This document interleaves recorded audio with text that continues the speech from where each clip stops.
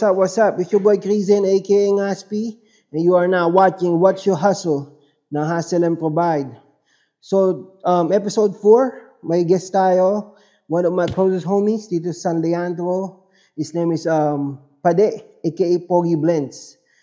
Dito tayo ngayon sa Black and Gold East Bay Barbershop. We're in the middle of downtown Hayward. So, episode 4, let's go.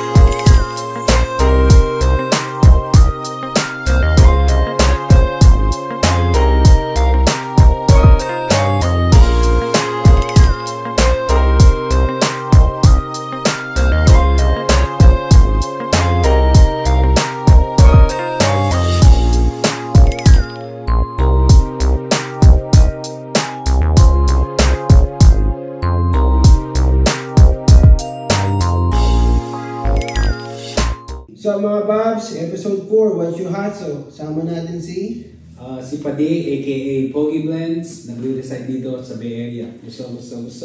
Papi, bago magsimula, gusto ko na magpasalamat sa iyo sa oras na ibinigay mo sa amin. You gave us some time para maging guest namin sa What's Your Hustle. Walang problema, Paps. Paps, taga saan ka pala sa atin? Taga sa atin sa Pilipinas, taga Bicol ako. Oh, Bicolano. Oragon. So, Babs, can you tell them what you do? Ano ang hustle mo?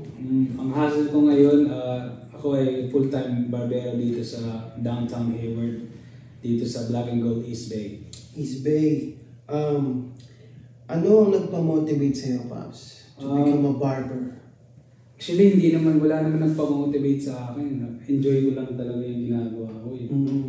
So, wala naman talagang motivation, talagang gustong-gusto ko lang talaga. Gusto mo. Paano ka pala natuto? Kasi hindi biro ang paggugupit. Kasi may istorya ako nung kahit ako dati naka-manban, alam mo gusto yung manban. Yeah. Dati mayroon ako razor, tinatry kong gupitan yung sarili ko. Ang hirap mga G. Talagang hindi ko mapantay. Pero hindi biro ang paggugupit. Paano ka natuto? Mahirap talaga matuto ng sarili. Pero at the time na nagugupit ako, wala talaga social media, walang YouTube. So self-taught ako. Pero shoutout sa kapatid ko. Siya yun pinag-practicean ko para matuto. Actually, ang dami mo noon. Yeah. Kasi yung panahon na yun, nabanggit mo, walang YouTube no? Talagang sariling sikap natin talaga. Yeah. Sariling sikap. Di tulad yun, click mo lang, meron ng tutorial. Yeah, high-tech na ngayon, high-tech. Oo. Kaya sa mga youngins ngayon, blessing talaga yan. Yung iba, hindi nyo na kailangan pumunta ng school, di ba? Yeah. Pwede nyo na lang research. Sa inyo na lang talaga yun, kung talagang gagalawan nyo, sisipagan nyo. So yeah, swerte yung mga youngins ngayon, di tulad ng panahon namin. Yeah. Talagang sariling sika. So, Pops, nabanggit mo, talagang hiling mo na mag-barber. Yeah. Noon pa. Kasi yung mga panahon natin, nga pala, still young pa rin. Look young. Nung panahon kasi yung mga, 2000. Yeah. Yung mga mindset natin, yung mga mindset ng mga parents natin, pag galing ka ng Pinas, puntaan na Amerika, gusto nila either maging expectation nila magiging nurse, yeah, architect, doktor. Ikaw, Pops, ano bang talagang plano mo nun? Talaga bang gusto mo na maging barber nung pagpunta mo dito sa Amerika? Actually talaga may tama ka dun sa sinabi mo. Nung high school talaga ako nun, nagugupit na talaga ako. Pero trip lang.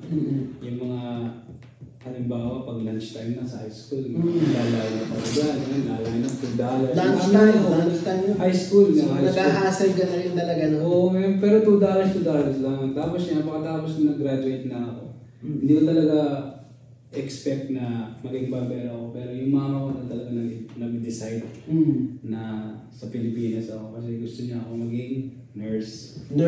So, yung mga pangarap talaga ng parents natin. So, So after that, nung 2007 pag-graduate ko, the following 2 days after nun, punta na ako ng Pilipinas, 4 years ako dun. So naka-graduate ka ng nursing? Nag-graduate ako ng nursing. License and everything? 2013, nag-graduate ako dun. Sa Pinas? Sa Pinas. Tapos bumalik ako dito. What school?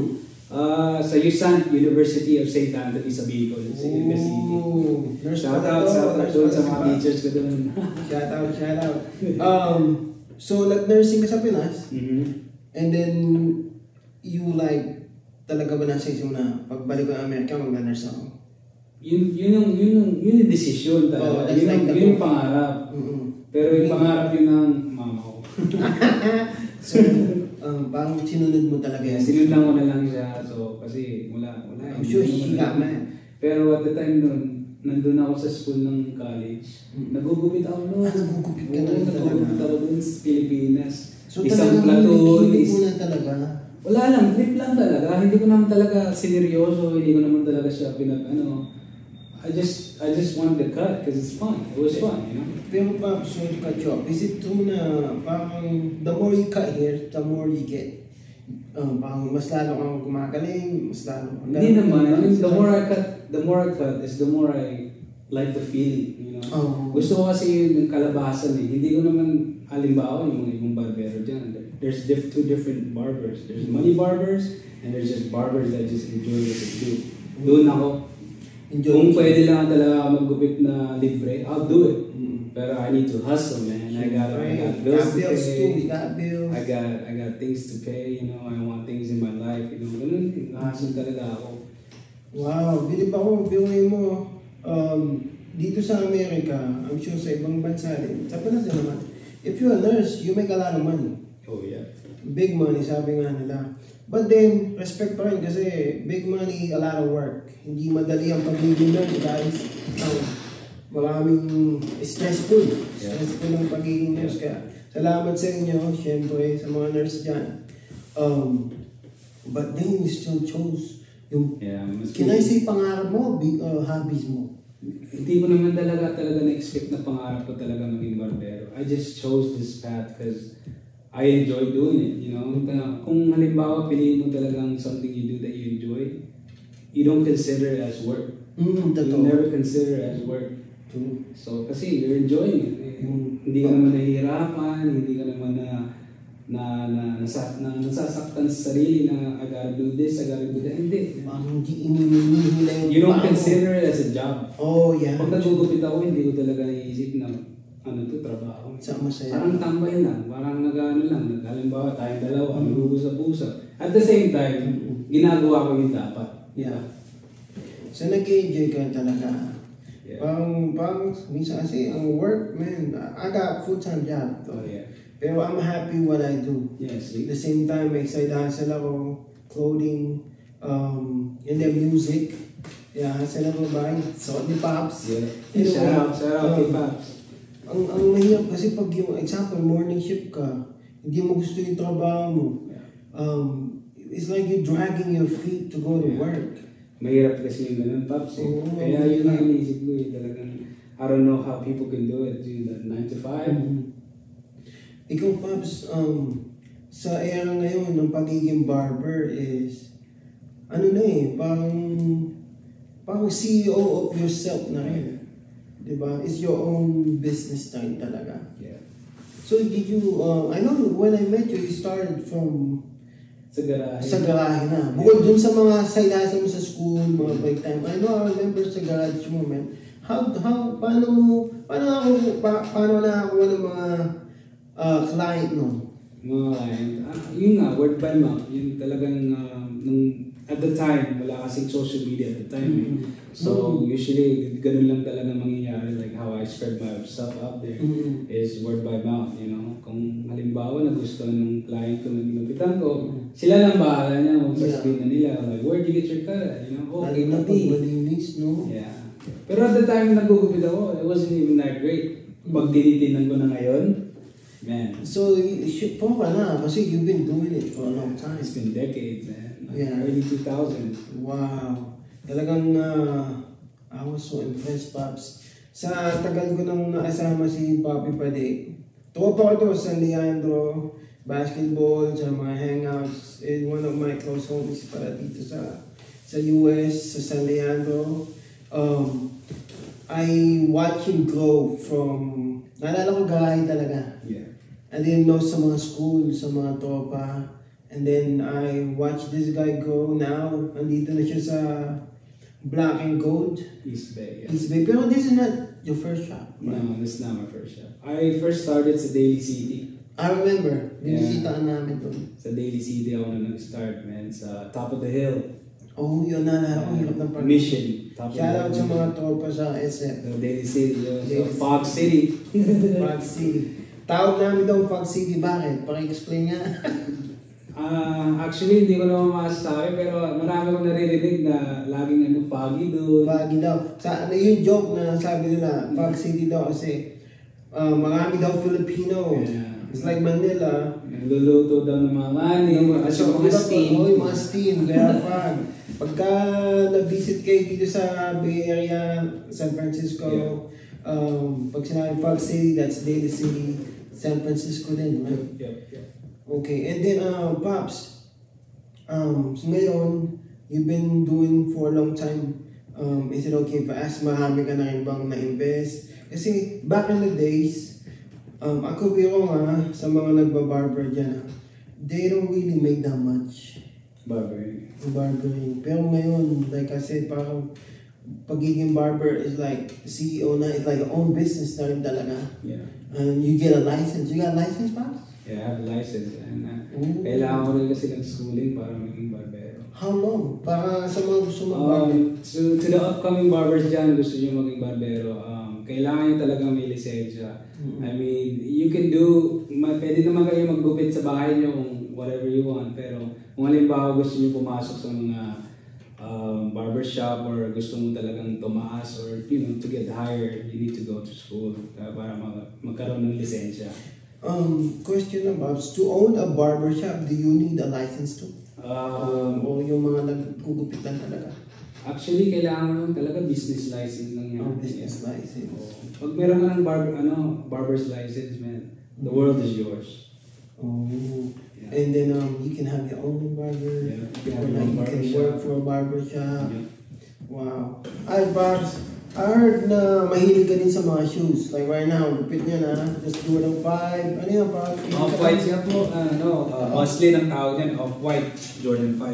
I heard, word on the street, Pops, mayroon ka din daw na store ng mga, is it vintage? Yung mga hype? Hindi naman siya vintage. Ano lang siya, it's a buy, sell, and trade store. Ang tawag niya sa store na yun is Assist Bay Area sa Southland. Southland. Mall. Sa Hayward. Yeah. So, mga Stasi's. Yeah, may mga Stasi, Supreme, Chrome Hearts, Bay. Yung mga hype na Jordan talaga makikita mo. Tulad lang ganyan ang Salty Pops. So, ano to Jordan 11. Yup. Ano yan? Gratitude yata yun. Gratitude. Yeah. You know, kaanapin niya namin I like that. Ito yung bagsahan ng mga outfit ni Papi pa din. Nakita niyo naman. HMP best. Yun. Hindi, Papi pa din, since day one, nagsimula ako sa Hustle and Provide. Isa sa mga bumili noon.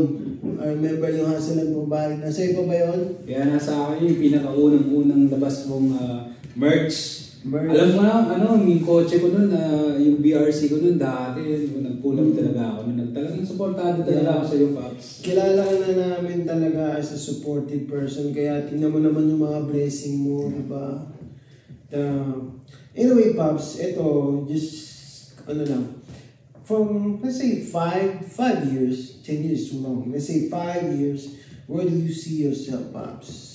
5 years from now, 10 years, masyadong matagal. 5 years from now, gusto ko talaga see myself na magkaroon talaga ako ng sariling barbershop. Yeah, I wanna have my own barbershop from 5 years from now. Ako na lang nagma-manage. I mean, don't get me wrong, I like it here, but gusto ko rin umangat. Of course, that's the goal. Sabi nga nila you gotta have a goal. Yeah. Pag wala kang goal, you just keep doing it and just stay there. Yeah. We gotta have a goal, di ba? And Pops, ito what's the meaning of hustle and provide sa'yo? Para sa akin, Yeah. medyo malalim din talaga yun, yung ibig sabihin ng hustle and provide. Actually, yung hustle and provide, sa'yo lang talaga yung nakuha ko. Salamat Sa'yo lang talaga yung naririnig ko. So, the meaning of hustle and provide para sa akin, yung hustle by itself, the word, by the word itself, hustle, you have to sumikap ka sa sarili mo.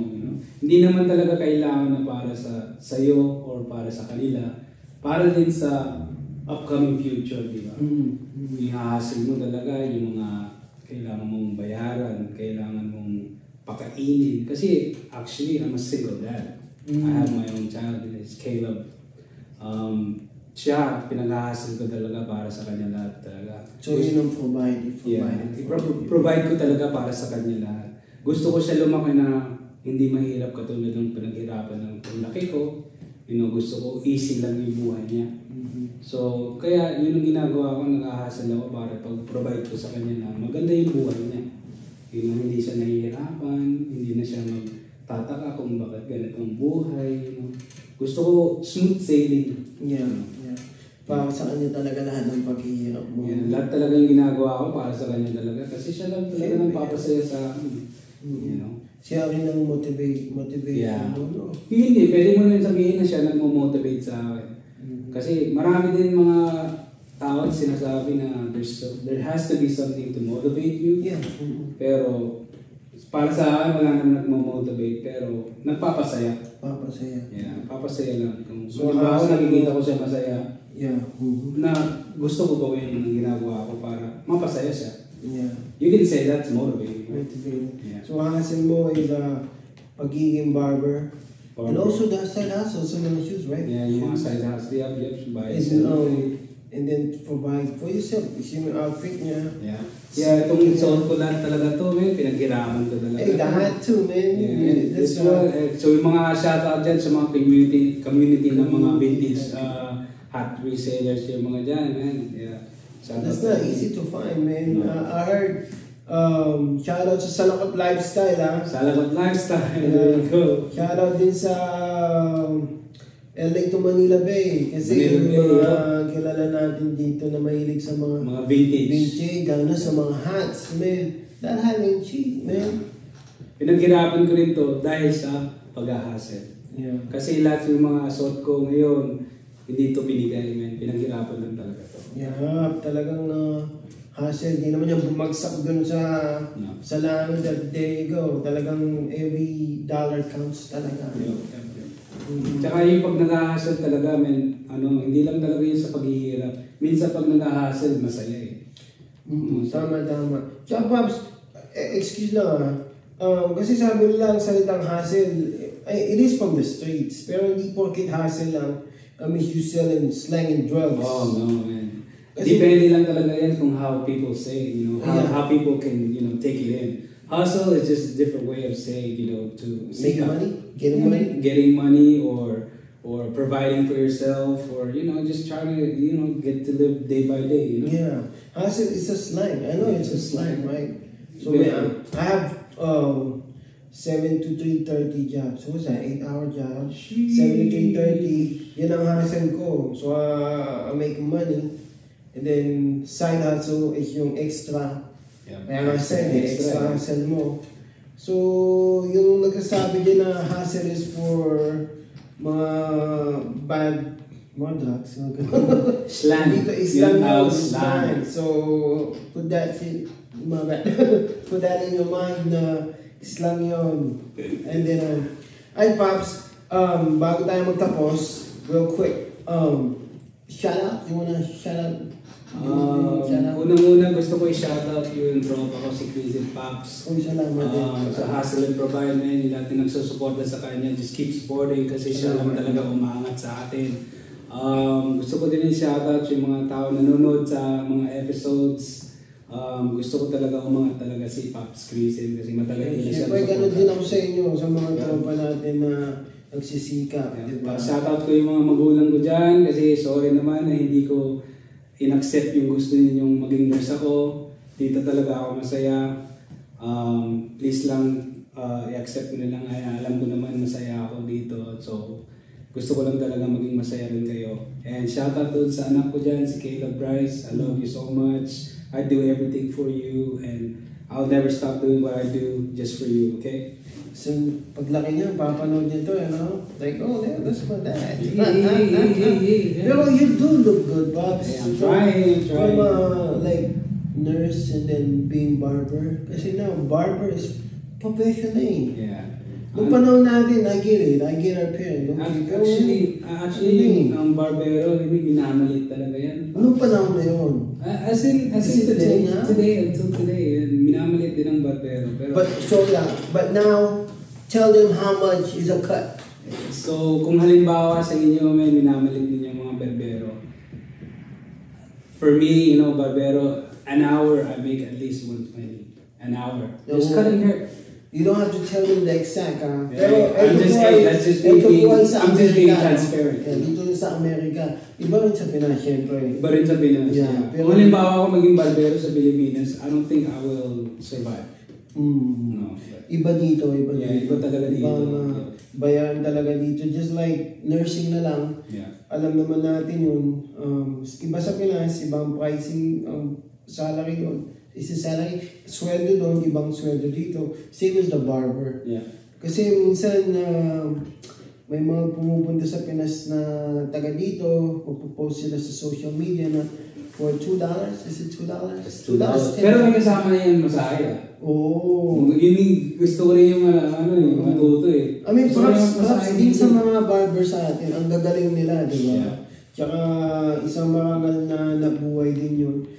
Kaya lang, FYI na rin, dito kasi sa Amerika, sabi ko na pricing. Yeah, Tsaka pricey magandang profession na rin ng pagiging barber kasi you make money to. Yeah. Sisipagan mo lang talaga. Yeah. Kasi pag di nyo sinapagan, ilang clients lang kayo, correct me if I'm wrong, I'm not a barber. Yeah. Kung ilang clients lang kayo, that's it. That's it. Pero kung marami kayong client in one day, maraming nag-DM sa inyo, maraming naka-schedule, then that's good. Ito lang masasabi ko talaga. If you really want to get what you want, you have to go for it. Yeah. You can't just sit there and look at your screen or your phone na halimbawa na naiingit ka doon sa mga ibang tao. Do it, man. Make a move. You never know where you're gonna end up being. Stop looking at other people. Yeah, just keep go get out there and do your thing, di ba? Just enjoy what you do, tapos darating din yan, Your promotion, just like promotion. You promote you have Instagram, Pogi Blends. Yeah, Pogi Blends. Yeah. Kung saan yung mga tao dyan gusto makapag-upit sa akin, just hit me up, Pogi Blends, dyan sa Instagram. And then on Facebook. Sa Facebook naman, mahanap niyo ako as Drade Lemore. Dyan, lahat ng mga tao nakakalam sa akin, kilala ako dyan as Drade Lemore. A.K.A. Padi. Message yun ako. Sabi niya, Bob, sino ba yung guest mo sa episode 4? I'll show you guys his Instagram, his page. I'll forward it to you guys. Add him up, follow him up. Hindi naman suplado to, you follow back. I'll follow back. Basta huwag kayo maging unknown kasi hindi talaga ako Ano yung picture? Hindi, halimbawa yung parang hindi nagpapakilala. Ang dami bang hindi nagpapakilala? Ang dami yun sa mga DMs ko, kaya hindi ko pinapansin. Baka pala si J-Pogs eh. Ay, J-Pogs. Tropa namin J-Pogs. Shoutout kay J-Pogs dyan behind the screen. Yo, thank you. Kaya kay Papi Nogi, lagi ko kasama yan. Papi Nogi, J-Pogs, tsaka sa mga tropa sa San Leandro, Hayward na lagi nakasupport sa iba-ibang lugar. Ayun, nagbigay na ng shoutout. Ang gusto ko lang sabihin sa nila mga paps, talagang pag may gusto kayo, kilusan nyo. Tsaka lalo na sa ganitong galawan, like barber, talagang promoting na lang. Ipo-promote mo sarili mo, promote yourself, no? Kasi hindi naman nila malalaman na nagugupit ka kung di mo pinopromote. Tama? Kasi ang mga barbero talaga, you're your own boss. Kasi wala ka talagang, you're not working under anyone. You're your own you. Kung halimbawa gusto mo sumikap, you gotta show up. Kung ayaw mo magkaroon ng mga sikap, you stay home, you do nothing. Wala ka talagang makukuha dyan. Watch movies. Yeah. You gotta get out there, Kasi wala akong boss eh. kung gusto mo magkaroon ng mula, you gotta work for it. Control mo rin yung oras mo eh. Yeah, I can control. Yeah, It's either maganda yun. yun. Now I get where I'm coming from na Very flexible. kasi ang nurse, you make good money, pero I know a lot of nurses dyan you make good money, pero trabaho ko talaga. Yeah. Kaya, 12 hours though, yung shift nila. It's not an easy job though. Pero shoutout sa kanila, di ba? Shoutout They can kayo. do it though. Pero halimbawa, kung may mga tropa kayo dyan, nurses, man, ask them how they feel. You know, they're always stressed. At the same time, we're happy din. Siyempre, I mean, you know, they enjoy it, yeah, but they work a lot of hours. Shout out though. I back you up kasi talagang their job is not easy. It's not. I mean, they do good pay, pero you really work hard for it talaga.